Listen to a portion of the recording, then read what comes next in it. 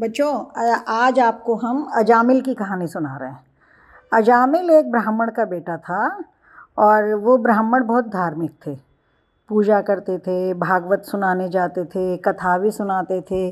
अच्छे व्यक्ति थे वो, अपना सादा जीवन जीते थे, शांत रहते थे, कथा भागवत करते थे और गांव में उनका बड़ा मान सम्मान था।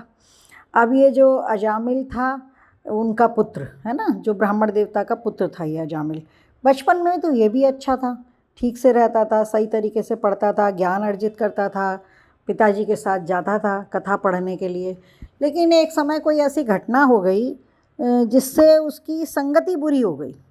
अब वो पूरा दिन पड़ा रहे, समय पे उठे नहीं, समय पे अपना रूटीन ना करे और नियम कायदे उसने मानने सब बंद कर दिए। कभी भी बेटाइम खाना, बेटाइम सोना, बात नहीं मानना, पड़े रहना या दोस्तों के साथ कहीं भी निकल जाना, ऐसे करने लगा। वो धीरे धीरे वो बिगड़ा हुआ लड़का हो गया और सब काम उल्टे सीधे जितने हो सकते थे। बड़ा हो गया, बड़ा हो गया तो उसका विवाह हुआ। संयोग से उसका जिससे विवाह हुआ वो लड़की बहुत अच्छे स्वभाव की थी, अच्छे आचरण की थी। वो सब काम नियम से करती थी, कायदे से करती थी। उसके यहाँ कोई आ जाए तो उसकी आवभगत भी करती थी और वो भगवान का भजन कीर्तन भी करती थी और सब चीज़ों का पालन करती थी, नियमों का। जीवन जीने के जितने नियम होते हैं वो उनका पालन करती थी। लेकिन अजामिल फिर भी नहीं सुधरा। अजामिल अपना दोस्तों में पड़ा रहता, शराब भी पीने लग गया वो धीरे धीरे, क्योंकि बुरी संगत हो गई, गलत जगह जाने लगा, कुछ भी करता था वो मतलब। और उसके ऊपर कोई असर नहीं पड़ता था कि मेरी पत्नी इतनी अच्छी है या मेरे पिताजी इतने अच्छे थे, क्योंकि वो बिगड़ गया तो वो बिगड़ ही गया, फिर वो अपने आप को संभाल नहीं पाया, है ना। तो अब कोई बात नहीं, ऐसे जीवन चल रहा था। लेकिन उसकी पत्नी धार्मिक थी, वो सब बातों का ध्यान रखती थी। गांव में भी अगर कोई आ गया, कोई साधु महात्मा आ गया, तो वो जितना उससे भरसक होता था भोजन का प्रबंध कर देती थी और जो चीज़ें उसको लगता था कि मैं दे सकती हूँ तो वो दे देती थी। तो ऐसे ही एक बार एक साधुओं की मंडली उनके गाँव में आई। साधुओं की मंडली गांव में आई, भजन कीर्तन करने लगे। करते करते रात सी हो गई। रात सी हो गई तो ये हुआ कि भाई भोजन की ज़रूरत लगी साधुओं को। तो साधु महात्मा ये कहने लगे कि भाई आपके गांव में कोई ब्राह्मण परिवार है क्या? हम लोग ब्राह्मण परिवार के यहीं रुक सकते हैं, वहीं भोजन कर सकते हैं और कहीं नहीं।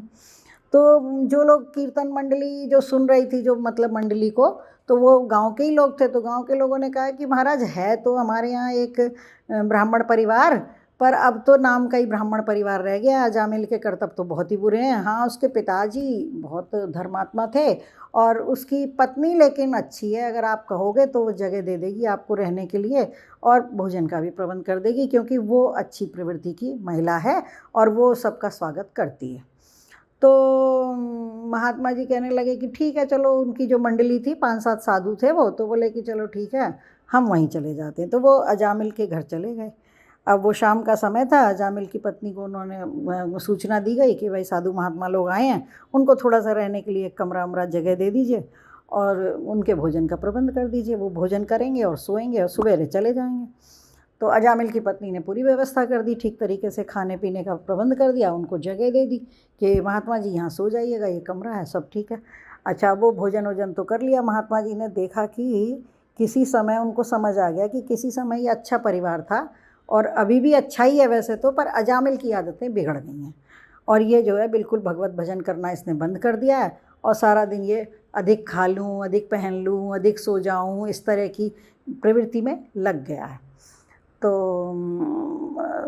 खा पी के सो गए महात्मा जी लोग। अब सवेरे जब साधु मंडली उठी तो वो वहाँ से निकलने लगे। तो तब तक सुबह उठ के अजामिल का जो मतलब नशा वशा था जो भी था वो उतर चुका था। तो वो आया, आके उसने नमस्ते वमस्ते करी और फिर पूछने लगा, शिष्टाचार के वशीभूत पूछने लगा कि साधु बाबा आप खाना वाना ठीक से खा लिया था, आपको सोने में कोई दिक्कत तो नहीं हुई, आपका सत्कार ठीक से हुआ? तो साधु लोग बोले हाँ हाँ, हमारा सत्कार बहुत अच्छे से हुआ, सब कुछ बढ़िया हुआ, कोई दिक्कत की बात नहीं है और हम बहुत खुश हैं, प्रसन्न हैं।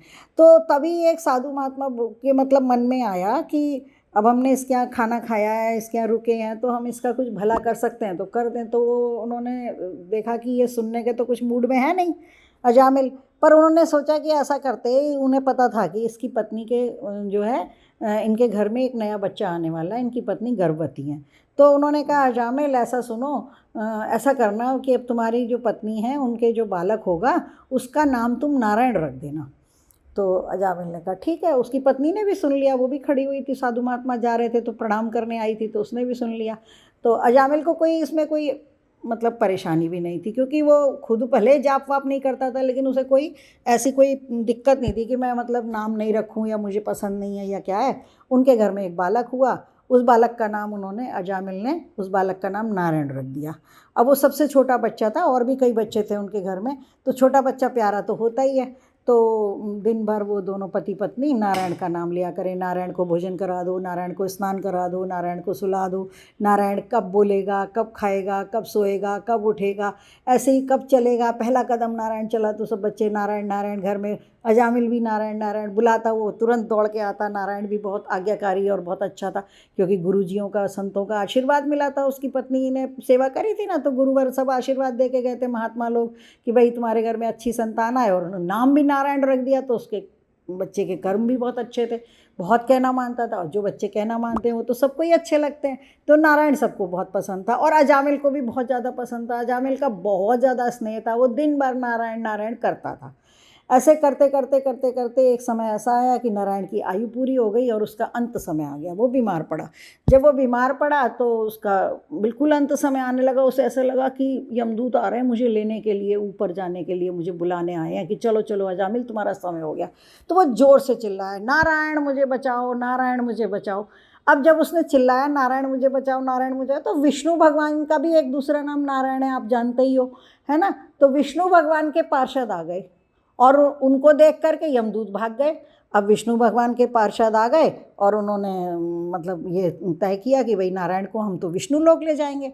बल्कि जो है यमदूतों ने आके शिकायत करी कि भगवान आप के पार्षद कैसे आ गए, हमारा काम था ये, तो हमें ले जाना था अजामिल को, उसने इतने बुरे कर्म किए हैं सारी ज़िंदगी, और आप ऐसे कैसे उसको ना विष्णु लोक ले जा सकते हैं। तो भगवान ने कहा कि देखो उसने नारायण नारायण पुकारा, भाई मेरा नाम है नारायण। तो बोले यमदूत बोले कि भगवान आपको थोड़ी ना पुकारा उसने तो अपने बेटे को पुकारा था, उसके बेटे का नाम नारायण है। तो पर भगवान विष्णु ने कहा कि चाहे उसने बेटे के भाव से पुकारा, चाहे वो किसी और भाव से पुकारता, नाम तो उसने नारायण ही लिया ना। तुम्हें पता नहीं है कि अंत समय जो व्यक्ति मेरा नाम लेगा, या जैसा वो अंत समय सोचेगा वैसी उसकी गति होगी, और जो अंत समय मेरा नाम लेगा, राम का या नारायण का नाम लेगा, तो उसे तो मैं विष्णु लोक में ही लाऊंगा। तो आपको ये बात समझ में आई, और यमदूतों को वापस आना पड़ा।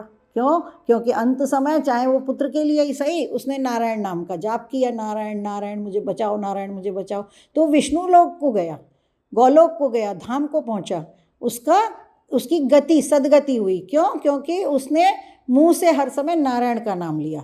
तो इसी वजह से पहले ज़माने में लोग अपने बच्चों के नाम भगवानों के नाम पे रखते थे। कोई शिव के नाम पे रखता था, कोई विष्णु के नाम पे रखता था, कोई राम के नाम पे रखता था, हनुमान जी के नाम पे भी लोग रखते थे। क्यों रखते थे? इसीलिए रखते थे कि बच्चों के ही नाम के द्वारा सही, चाहे जाने अनजाने हमारे मुँह से प्रभु का नाम निकले, राम निकले, कृष्ण निकले, भगवान का नाम निकले, शिव निकले, शंकर निकले, देवा निकले, कुछ भी निकले, तो उससे क्या होता था कि उनकी गति हो जाती थी, वो तर जाते थे। तो अजामिल जैसा जो पापी था, वो नारायण का नाम लेने से, पुत्र का नाम नारायण रखने से उसको सदगति प्राप्त हो गई।